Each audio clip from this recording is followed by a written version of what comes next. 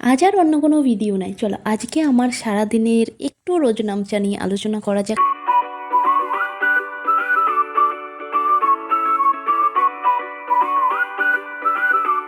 এই সকালবেলা চা নিয়ে বসে গেছি, চা খেয়ে তারপর রান্নার কাজে গেলাম। তার আগে সকালের কাজগুলো তো সেরে নিয়েছি, সেগুলো আর দেখানোর প্রয়োজন নেই। কী কী রান্না করলাম তোমাদের বলি। এখানে দেখো সাদা ভাত করেছি, বাঁধাকপির ঘন্ট করেছি, বেগুন দিয়ে সজনে ফুল করেছি, খুব ভালো লাগে খেতে, তোমরাও করতে পারো।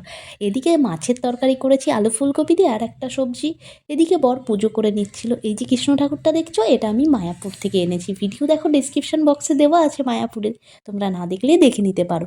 এদিকে বিকেলবেলা কিছু ফুল গাছ এনেছিলাম, সেগুলো ব্যালকনির দিকটাতে লাগাবো। এখন তো শীত শেষ হতে চললো, গরমও পড়ে গেছে, তবুও কিছু ফুল গাছ নিয়ে এলাম। শীতেরই ফুল গাছ, চন্দ্রমল্লিকা, ডালিয়া এগুলোই এনেছিলাম। ভাবলাম শেষ সময়ে কিছুটা ফুল গাছ লাগাই, অন্তত 1 মাস মতো তো থাকবে, তারপর না হয় গরমের ফুল গাছ লাগানো যাবে। তখন এগুলো আবার পাল্টে নিয়ে তারপর ভালো করে আবার এখানে সার দিয়ে, গোবরের সার এগুলো দিয়ে তারপর গরমের যে ফুল গাছগুলো হয় সেগুলো লাগাবো। আমার ফুল গাছ লাগাতে বরাবরই ভালো লাগে, বিয়ের আগেও আমি বাড়িতে করতাম। এখানে যে ব্যালকনিটা আছে, এখানে এই টবগুলো খালি পড়েছিল, সেই জন্য আর খালি রেখে কী হবে বলো, তাই ভাবলাম কয়েকটা ফুল গাছ লাগিয়েই ফেলি। আর আমার এই ব্যালকনির দিকটাতে একটা পুকুর রয়েছে, এই পুকুর থেকে জল তুলে এখানে দিয়ে দিই, তাহলে বেশ সুবিধা হয়। এদিকে দেখো টবগুলো একটু ওপর দিকটাতে তুলে রাখছিলাম, সকালের রোদটা এদিকটাই পড়বে, সকালের রোদটা গাছের জন্য খুব উপকারী।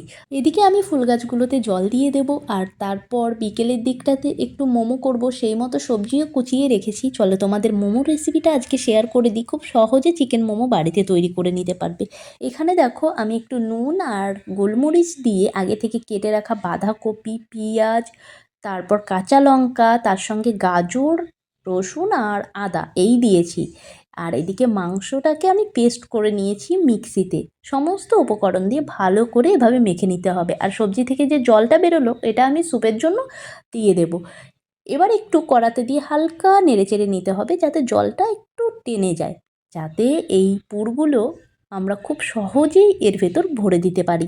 এবার দেখো এখানে ছোট ছোট করে লেচি কেটে বেলে নেব। এখানে আমার বেলা হয়ে গেছে, এখন পুরগুলো পরপর ভরে নেব। পুরগুলো ভরে নিয়ে স্টিম করলেই কিন্তু রেডি হয়ে যাবে মোমো। তবে আমি এখানে কোনো স্টিমার ব্যবহার করব না, খুব সাধারণভাবে ঘরোয়াভাবেই কিন্তু আমি এই মোমোগুলো করব।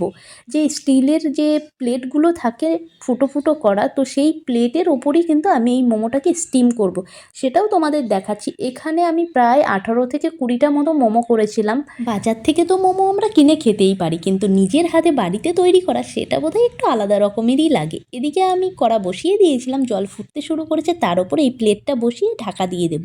ঢাকা দিয়ে যে ছিদ্রটা রয়েছে এখানে, সেটা আটকে দিয়েছি। এখন দেখো 10 মিনিট পর ফিরে এলাম, এদিকে আমার মোমোগুলো খুব সুন্দরভাবে স্টিম করা হয়ে গেছে।